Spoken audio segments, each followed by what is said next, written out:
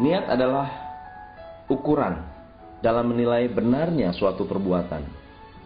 Oleh karenanya, ketika niatnya benar, maka perbuatan itu benar. Dan jika niatnya buruk, maka perbuatan itu buruk, kata Imam An-Nawawi. Hai, saya Coach Tom MC Ifle. Pada hari ini saya ingin memberi Anda tips dan idea tentang bagaimana memenangkan persaingan apapun. Bisa persaingan bisnis, bisa persaingan memenangkan hati customer, atau memenangkan hati pasangan Anda. Tulisan ini saya ambil dari buku terbaru saya, Big Brain, Big Money. 24 pikiran terlarang yang bisa membuat Anda kaya raya, terbitan Gramedia. Pada dasarnya, satu-satunya alasan seseorang tidak bisa menjadi pemenang adalah karena mereka tidak memiliki alasan yang kuat untuk mengejar kemenangan tersebut. Dan akibat daripada dasar alasan tersebut, ada 7 kegagalan ketika orang ingin menang, dan kegagalan ini terjadi berulang-ulang. Kegagalan pertama adalah banyak orang yang yakin bahwa menang adalah sesuatu yang negatif. Pernahkah Anda bertemu dengan seseorang yang rela kalah atau rela untuk kalah hanya karena takut atau tidak ingin dianggap sombong? Ini terjadi di mana-mana. Dan mental ini akhirnya membentuk sabotase diri yang membuat orang tersebut tidak bisa menang atau tidak ingin menang. Kesalahan yang kedua adalah banyak orang yang merasa bahwa menang bukan keharusan.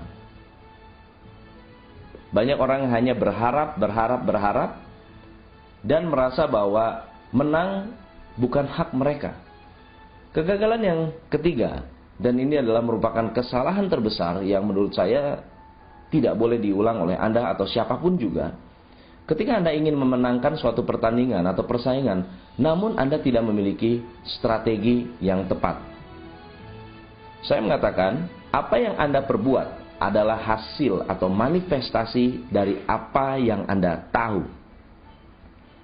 Jika Anda ingin merubah perbuatan Anda, jika Anda ingin merubah tindakan Anda, maka Anda harus merubah apa yang Anda ketahui.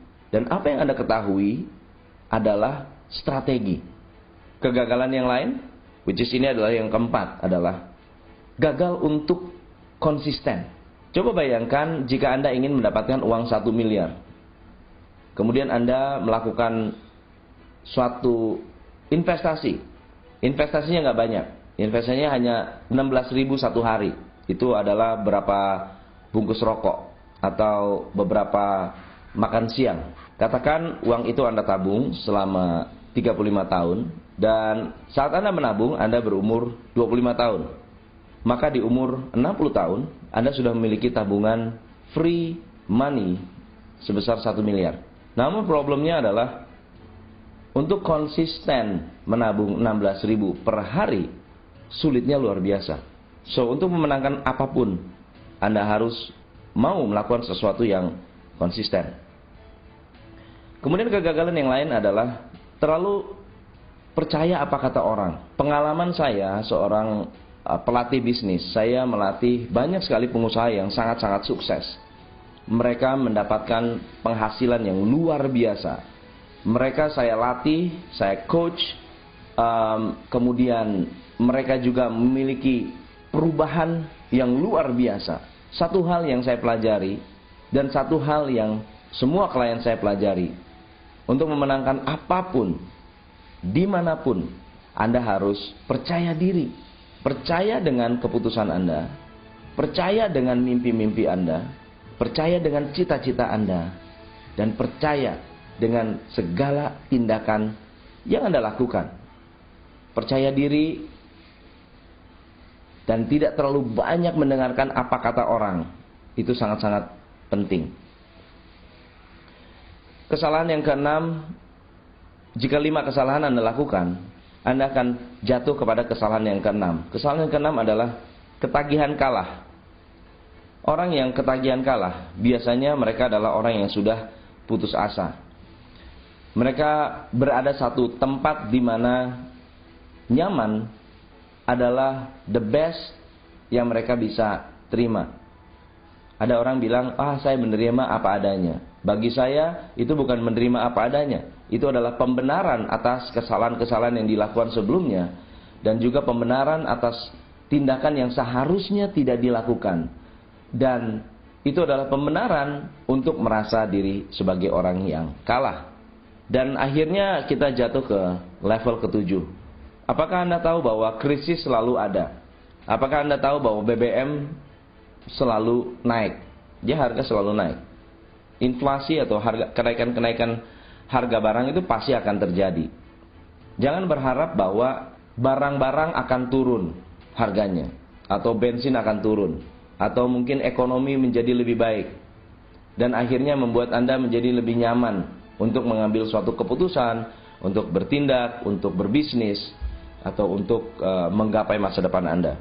Ketika Anda melakukan 6 kesalahan pertama, badai datang, krisis datang, biasanya orang ini sangat-sangat mudah untuk menyerah.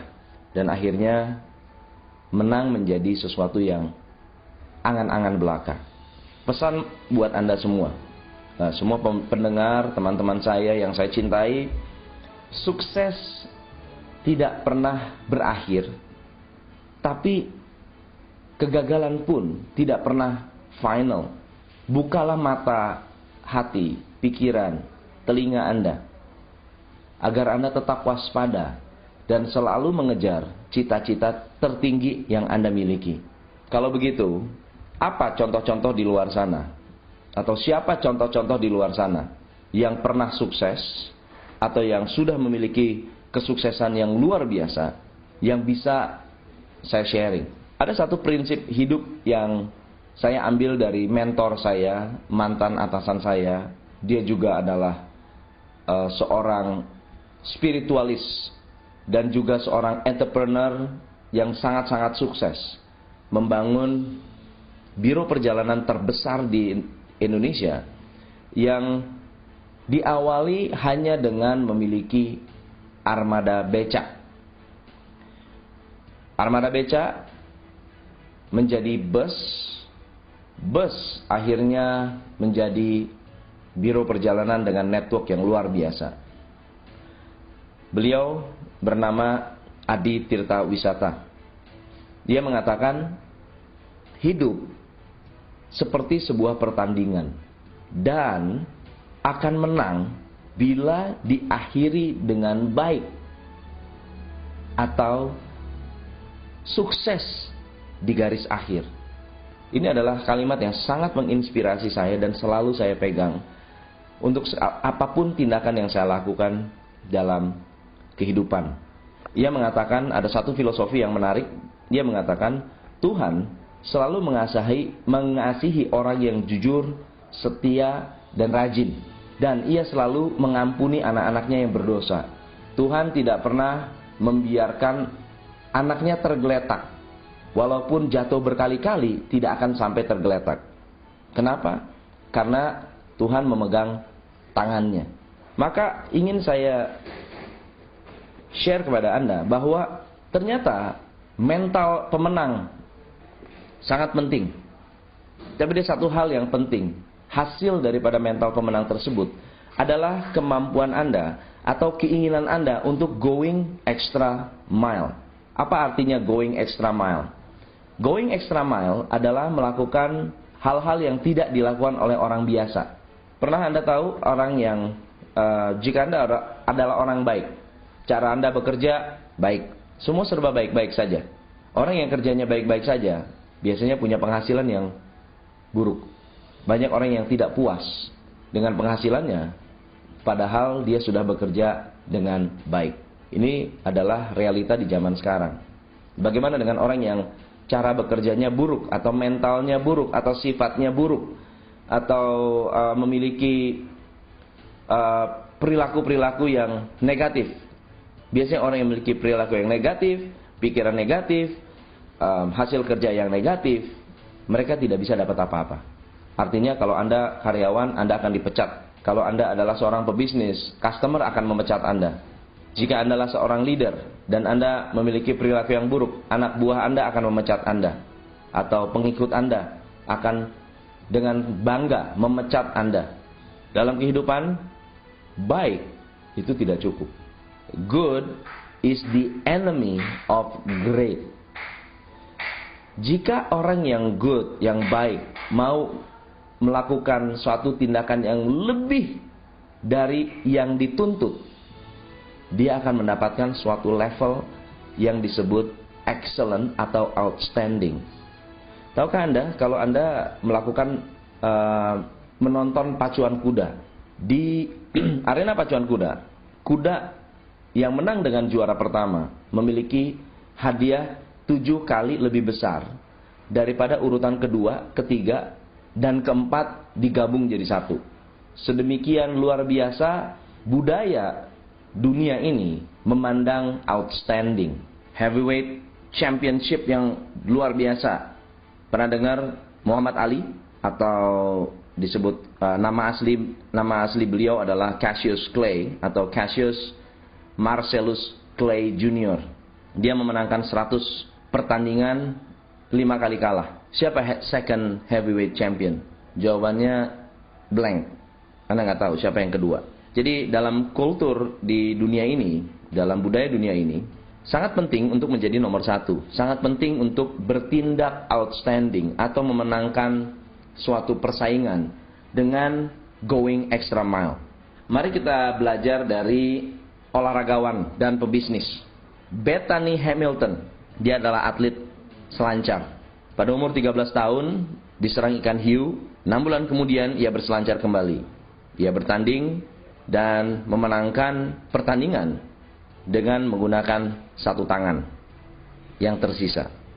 Tahun 2004, ESPN menuliskan tentang ESPN Comeback Athlete of the Year, Bethany Hamilton.